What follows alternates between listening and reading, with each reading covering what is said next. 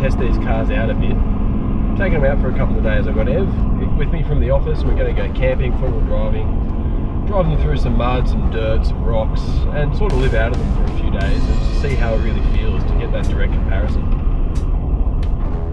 Ford Ranger is one of the most popular four-wheel drive utes in Australia, and the Mazda BT-50 isn't doing as well. And it's pretty funny considering they're pretty much the same ute. Almost the same, but not exactly the same. So we've come out to put them head to head to see which one's better. This is the Ford Ranger XLS, which sits below the Wildtrak and the XLT. It goes for $51,090, coming with the 147 kilowatt, 470 newton meter, 3.2 litre, 5-cylinder turbo diesel, and the more expensive 6-speed automatic transmission option. This one looks like it's had a pretty hard life. There's 3.5 tonne towing across the range, but check your GCM before you get too carried away.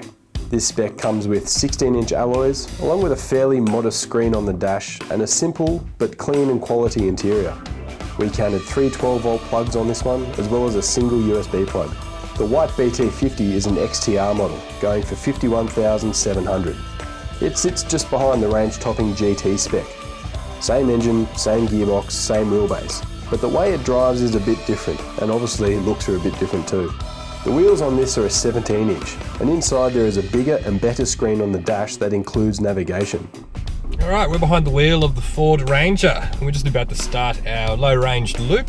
So let's chuck it in neutral, turn the knob to 4 low, and that's engaged nice and quickly. That's really cool. Alright, so it's got a lot of torque down low. That's really going to come in handy in off-road settings. And yeah, the gearing feels really good too. It feels like it'd just idle through anything, which is amazing. We're coming up to our first sort of real obstacle. This is a real off-camber wheel lift sort of deal. And this will test out the traction control as well as the approach angle and the suspension. See how much travel this rear live axle's got. Just dropping in now. Whoa, there we that's a big wheel lift there. No issues, just plugging on through. Now this is a really technical little section. We'll drop this one out into first, and we'll just try and crawl this. That's a big drop.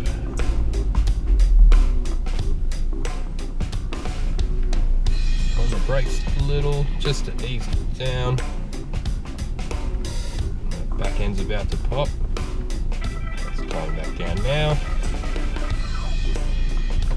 It's a fun track, this one.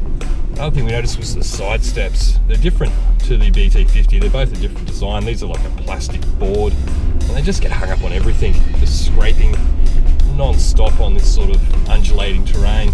Let's have another crack at driving up that. Let's see if we can really test this traction control system. Now this does have a diff lock in the rear, selectable rear diff lock. We haven't put that in because we want to see how far we can go without relying on it. So far so good. We're just pulling into the big section here. This is going to really... There we go, we're stopped already. Clunk, clunk, clunk, clunk, clunk, doing its thing. Come on! Come on! Oh, front wheel off the ground. And up we go. Look, it did it. It did it. I had to think about it, but it did it. I guarantee you a car without any sort of locking differential or traction control probably would have struggled, including my old GQ Patrol. So at the base of it really, the BT-50 and the Ranger are pretty similar off-road. I mean, they've got the same wheelbase, suspension, engine and gearbox, they're all the same. When I originally was looking at this story, I was thinking that maybe the BT-50 would be better. It's a little bit lighter, a couple hundred kilos I think, something like that. And it's also got slightly taller tyres, so, you know, those little things, although small, would make a bit of a difference. But after driving these things out in the field, there is one thing that makes a pretty big difference between these two, and that's the traction control. So I'm going to just punt the BT-50 up this little rutted track here. We're going to lift some wheels. There's not going to be much traction available on this slippery mud.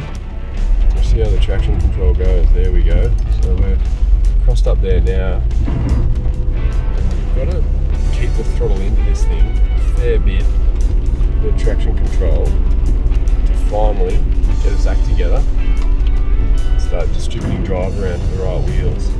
So in that instance, although they're really similar, the Ranger is definitely better. One thing that people really need to be aware of though, with these utes, is that sometimes activating the rear locker will actually disengage the traction control on the front axle. So you're kind of taking 2 steps forward and 1 step back. There's been a few motoring journos that have pinged Ford for having this problem, and they have rectified it now. So if you do engage the rear locker, traction control on the front diff stays operating. Both of these utes are quite capable out of the box. The traction control makes up for a lot. The rear axle does have a fair bit of articulation in it. And it's a pretty long wheelbase too, which, although it does reduce your ramp over angle, it just sort of makes it feel really stable off-road. Going through ruts like this one, gearing's nice and low, visibility's good, all that sort of thing. It's a really good base to start from. Of course, if you just added a little 35, 50mm lift, something like that, some good off-road tyres, it will transform the way these things go off-road. One other little point about this BT-50 is the side steps compared to the Rangers. The Ranger has side steps in this spec level anyway, similar to the Hilux, which are a bit more tucked in and they're more of like a flexible plastic compared to these sort of big alloy flash looking log things down the side, which some of the higher spec utes have. But they're not good for off-road. They reduce your seal clearance pretty dramatically. That's another instance where, in this direct comparison, the Ranger beats the BT. So we've ticked off a few tests now, driving them on-road and off-road in a few scenarios around the back of the Blue Mountains here. We're pretty lucky to have this not far from the office. Countless different four-wheel drive tracks with tons of camping and lots of different conditions and terrains to test out four-wheel drives. There's one more spot on our hit list, a disused quarry with some slippery slate hill climbs before wrapping this comparison up. On a dollar-to-dollar perspective, BT-50 is the best bang for your buck in terms of budget, but it's probably not the best ute between these two. The updates that Ford put into this thing about 12 months ago have made a pretty big difference. Traction control is significantly better. I do like the electric steering, and just the general vibrations and harshness in this vehicle is definitely better than the BT-50. Not to say it's a bad car, you do get some better inclusions in this, but if I had to drive one away right now, it'd probably be the Ranger. Well, Samo asked me to come along today, give him a hand testing out these dual cabs, and I really wanted this BT-50 to do well.